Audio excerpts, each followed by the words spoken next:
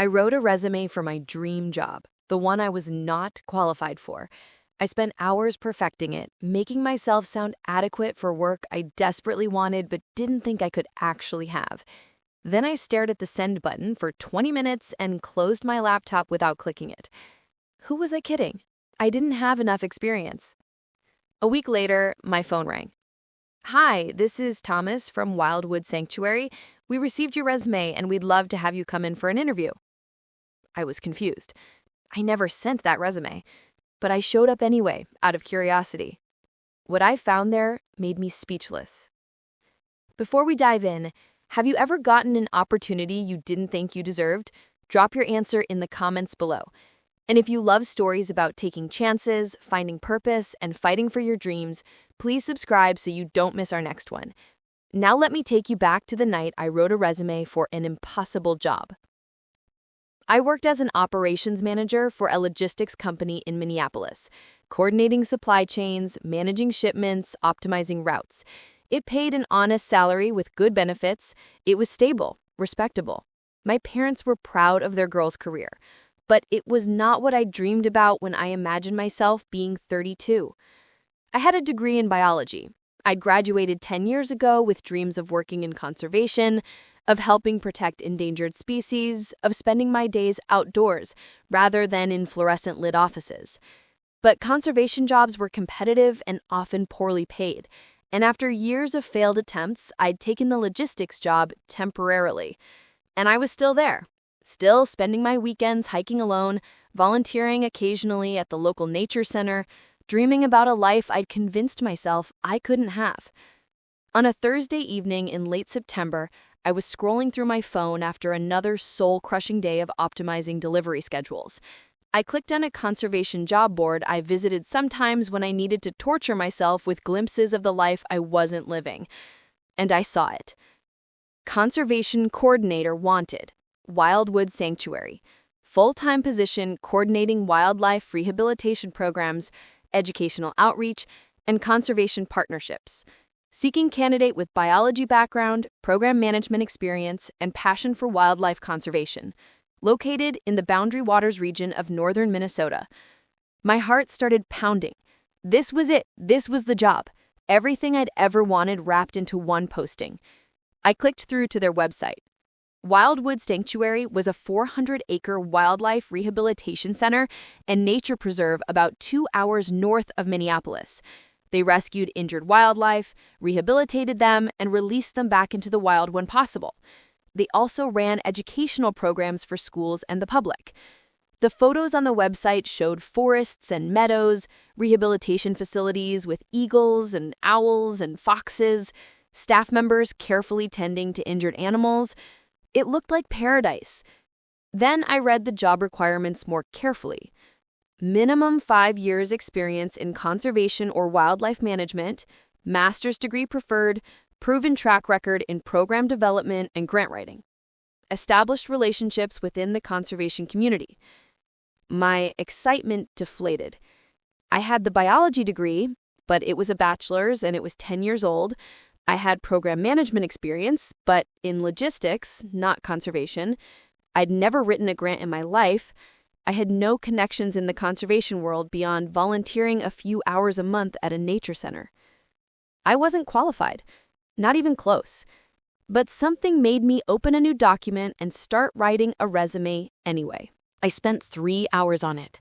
I framed my logistics experience as program coordination and stakeholder management. I emphasized my biology background and the conservation coursework I'd done. I detailed my volunteer work, making it sound more substantial than it was. I wrote a cover letter that was honest about my unconventional path, but passionate about my commitment to conservation. When I finished, I had a resume that was truthful, but presented me in the absolute best possible light. It was good, maybe even good enough. I pulled up the email application, attached the resume and cover letter, typed in the email address from the job posting. Then I stared at the send button. For 20 minutes, I stared at it. My cursor hovered over the button. My finger touched the trackpad, ready to click. But I couldn't do it. Because sending it meant facing rejection. It meant someone at Wildwood Sanctuary reading my carefully crafted resume and seeing through it, seeing that I was just a desperate logistics manager with an old biology degree and big dreams. "Who are you kidding, Nina?" I said out loud to my empty apartment. "You're not qualified for this. They're looking for someone with real experience, real credentials, not someone who coordinates truck routes and volunteers at a nature center." I closed the laptop without sending the email, saved the draft, but didn't send it. Then I went to bed feeling like a coward. The next week was particularly brutal at work. My company was implementing a new software system that wasn't working properly, and I spent 60 hours troubleshooting issues, dealing with angry warehouse managers and sitting in endless meetings about optimization metrics I couldn't bring myself to care about. By the following Thursday, exactly 1 week after I'd written the resume, I was exhausted and defeated, questioning every choice that had led me to a life I didn't recognize. That's when my phone rang with a number I didn't recognize. "Hello? Hi, is this Nina Hartley?" "Yes, this is Nina." "Great, this is Thomas Reed. I'm the director at Wildwood Sanctuary. We received your resume for the conservation coordinator position, and I have to say, we were really impressed. We'd love to have you come in for an interview this Saturday if you're available." I felt like I'd been hit by a truck. "I'm sorry, could you repeat that?" "We got your resume, and we'd like to interview you for the position. Are you still interested?" There must be some mistake. I didn't send you a resume." There was a pause. "You didn't? We have it right here. Resume and cover letter from Nina Hartley, received last Thursday. Strong biology background, program management experience, passion for wildlife conservation. That's you, right?" "I mean, yes, I wrote a resume, but I never sent it. It's still in my drafts folder." "Well, someone sent it, and we're very interested in meeting you. Unless you're not interested in the position anymore." My mind was racing. This made no sense. I'd saved that resume as a draft. I never clicked send. I'd checked multiple times over the past week, and it was still sitting in my drafts, unsent. But apparently, somehow, Wildwood Sanctuary had received it. "I'm interested," I heard myself say. "I'm definitely interested." "Excellent. Can you come Saturday morning, say 10 a.m.? I'll give you a tour of the facility and we can talk about the position." Yes, I can do that." He gave me the address and directions. I hung up, immediately opened my laptop, and checked my email. The draft was still there. The resume, the cover letter, exactly as I'd written them. Nothing in my sent folder. No record of it being sent. But Thomas had just told me they received it last Thursday, the exact day I'd written it. I called my best friend Rachel. Something impossible just happened. "Did you finally quit that job?" "No, but I might." "Rach, I wrote a resume for a conservation job last week, a job I really wanted but didn't think I was qualified for. I wrote the whole thing, but I never sent it. I chickened out." "Okay." "A guy from that organization just called me. He said they received my resume and want to interview me. But Rach, I swear to God, I never sent it. It's still in my drafts." "Maybe you sent it and forgot. You were probably tired." "I didn't forget. I stared at the send button for 20 minutes and then closed my computer without clicking it. I remember it vividly because I felt like such a coward." "Then how did they get it?" "I have no idea. But I'm going to the interview on Saturday." This is either the weirdest technical glitch ever, or the universe is telling you something. I don't believe in the universe telling me things. Maybe you should start. Saturday morning, I drove 2 hours north into increasingly rural and beautiful terrain. Minneapolis gave way to small towns, which gave way to forest and lakes. The directions took me down a winding road through dense woods until I reached a hand-carved wooden sign, Wildwood Sanctuary, Wildlife Rehabilitation and Conservation. The driveway led to a cluster of buildings, a main lodge-style structure, several smaller buildings that looked like rehabilitation facilities, and beyond them, hundreds of acres of preserved forest. It was even more beautiful than the website photos. I parked and walked to the main building, my stomach a knot of nerves and confusion. A man in his 50s with graying hair and kind eyes met me at the door. "Nina, I'm Thomas Reed. Thanks so much for coming." "Thank you for having me, though I'm still confused about how you got my resume." Thomas laughed. "Technology is mysterious, isn't it? Come on, let me show you around before we talk." He led me on a tour of the facility. The main building housed offices, an educational center with displays about local wildlife, and a small gift shop. Behind it were several rehabilitation buildings, large, naturalistic enclosures where injured animals could recover in conditions as close to their natural habitat as possible. Right now, we're caring for 2 bald eagles. This one flew into a power line, fractured her wing. We've been working with her for 3 months. She's almost ready for release. I looked at the massive bird perched on a branch, her fierce eyes watching us. Something in my chest tightened with emotion. This was real. This was the work I'd dreamed about. We saw foxes recovering from vehicle injuries, an owl with a damaged eye, several fawns who'd been orphaned and were being prepared for eventual release. Each animal had a story, a treatment plan, a chance at returning to the wild. "We also have education programs," Thomas continued as we walked. "School groups come for tours and programs about wildlife and conservation. We do community outreach, work with other conservation organizations, coordinate with state wildlife agencies on rehabilitation protocols." It was everything I'd ever wanted, every single thing. But as we walked, I also noticed other things. Paint peeling on some buildings, fences that needed repair, equipment that looked old and patched together. The staff we passed, only 3 people, all looked tired and overworked. We returned to Thomas's office in the main building. It was cluttered with papers, grant applications, and photos of animals that had been successfully released. "Nina, I'm going to be honest with you, because if you're going to work here, you need to know what you're walking into." My stomach dropped. "Okay." Wildwood Sanctuary has been operating for 25 years. For most of that time, we've been financially stable. Not wealthy, but stable.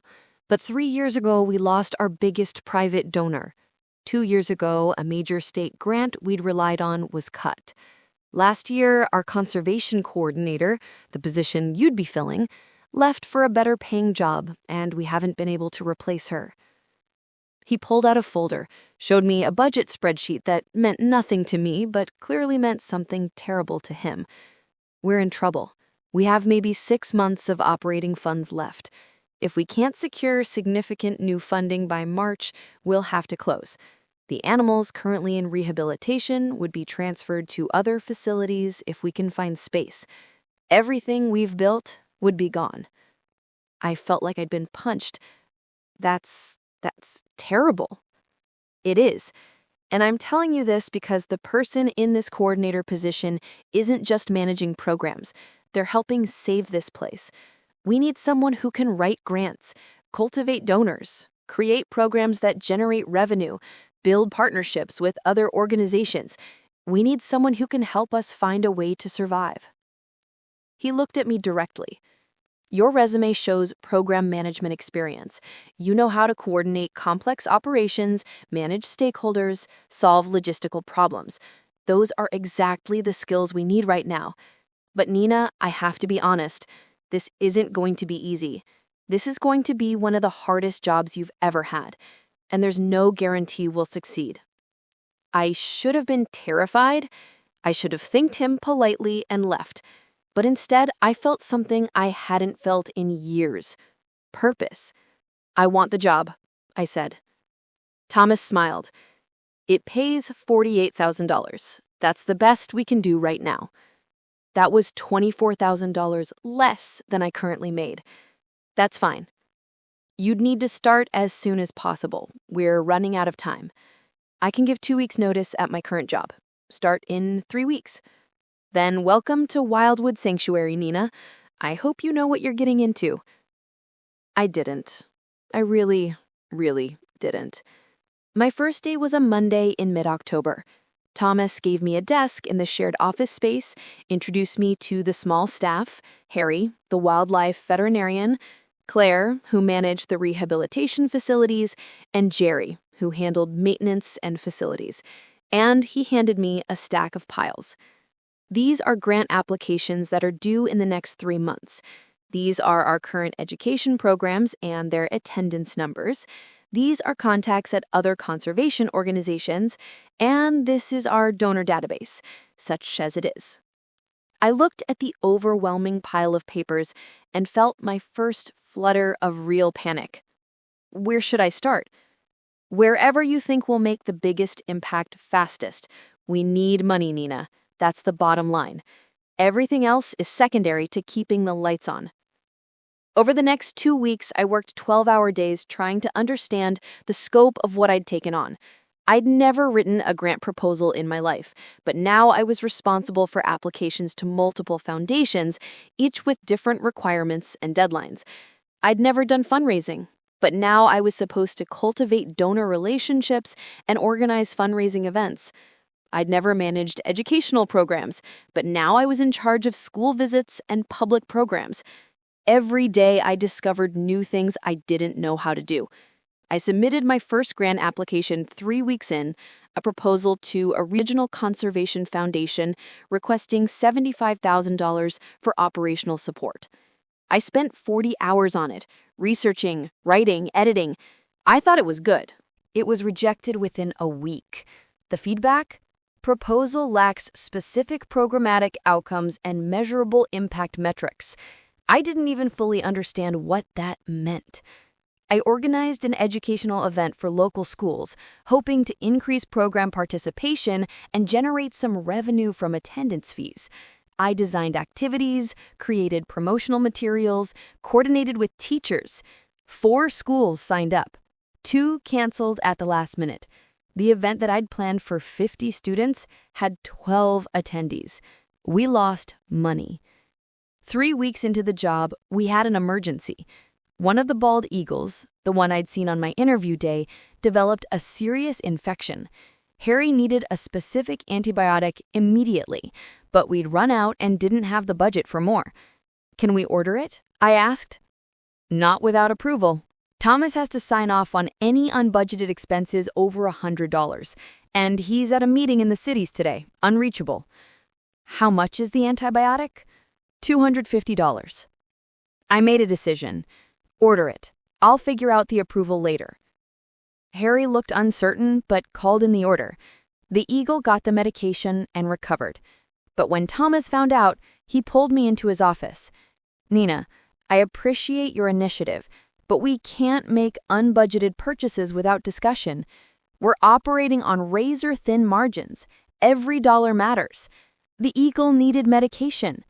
I know, and you made the right call for the animal, but you also need to understand the financial reality. We're balancing keeping animals alive with keeping the sanctuary alive. Both matter. I left his office feeling like I'd failed. Again. A month into the job, I overheard a conversation I wasn't supposed to hear. I was working late, organizing files in the shared office space. Thomas and Harry were in Thomas's office with the door slightly open, clearly thinking they were alone in the building. She's trying. I can see how hard she's working. But is she qualified? Harry asked. Thomas, she's never done this work before. Every grant she's submitted has been rejected. Her fundraising event was a disaster. She doesn't have the connections or the experience we need. We're running out of time, and I'm not sure she can do this. We didn't have other options. No one else even applied for the position.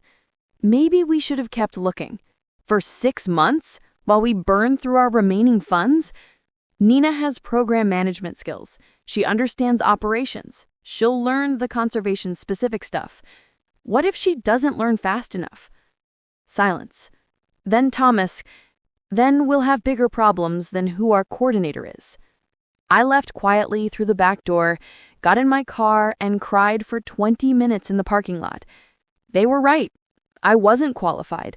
I was learning, but not fast enough. Every grant rejection, every failed initiative, Every mistake was proof that I didn't belong here. The resume that mysteriously arrived at Thomas's desk hadn't been destiny, it had been a mistake, a cosmic error that put me in a position I wasn't ready for and gave me responsibility for something I was going to fail at.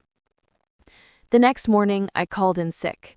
I spent the day in the apartment I rented in the nearest town, staring at job boards, wondering if I should just quit before I was fired. My old company would probably take me back. I could return to the life I knew, the job I was actually qualified for.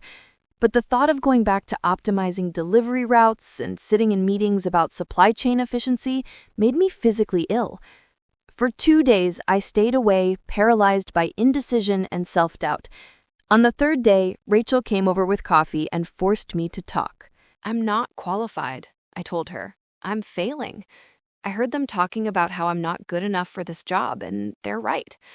I thought this was meant to be. The resume mysteriously arriving, getting the job. It felt like destiny. But I was wrong. It was just a weird coincidence, and now I'm in over my head. So you're gonna quit? I don't know. Maybe I should. Nina, do you love the work? That's not the point. It's exactly the point. Do you love it?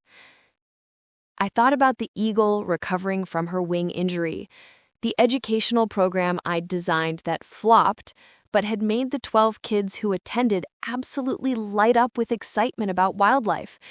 The morning I'd spent helping Harry examine a fox kit, holding the tiny creature while he checked for injuries. Yes, I said quietly, I love it more than I've ever loved anything. Then stop feeling sorry for yourself and figure out how to get good at it. She left me with that. I spent that evening doing something I should have done from the beginning. Research. Real research. I found online courses in grant writing and enrolled in 2 of them. I reached out to coordinators at other wildlife sanctuaries and asked if I could call them for advice. I joined conservation professional groups online and started asking questions. And I practiced. I rewrote my rejected grant proposals, studying successful applications from other organizations, learning the language and structure that funders wanted to see.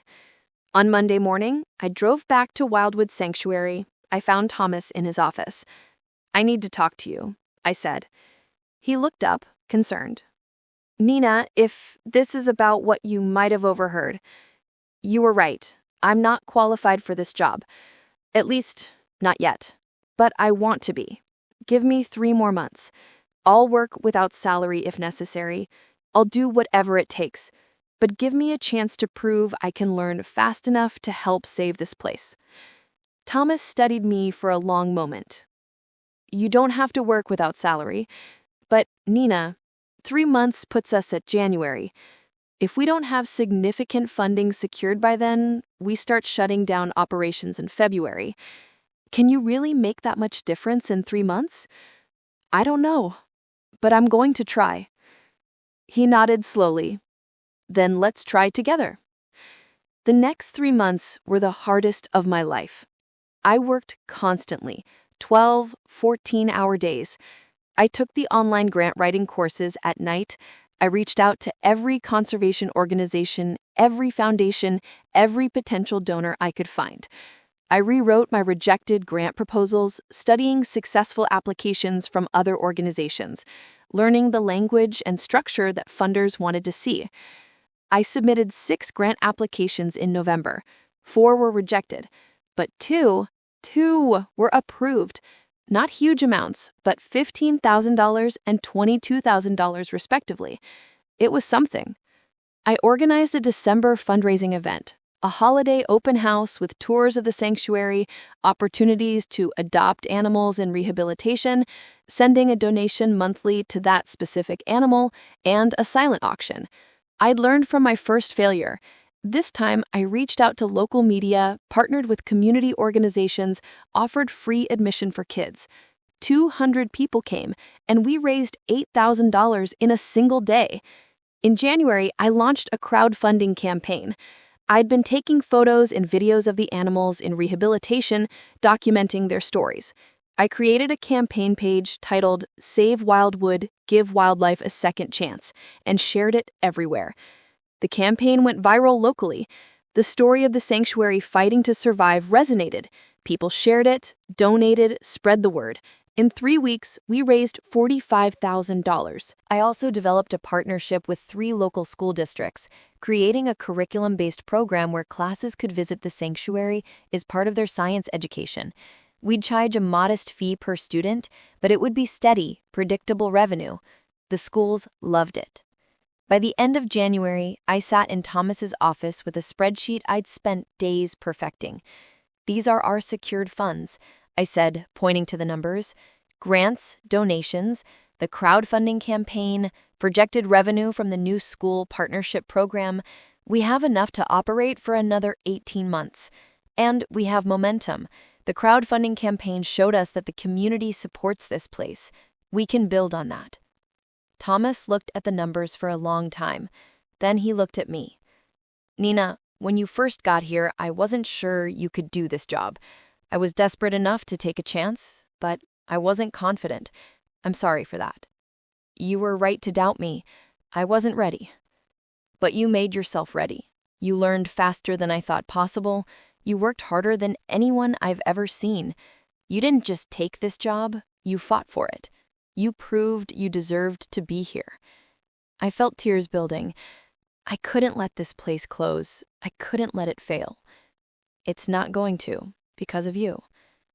3 months later, on a bright April morning, I stood in one of the rehabilitation enclosures with Harry and Thomas.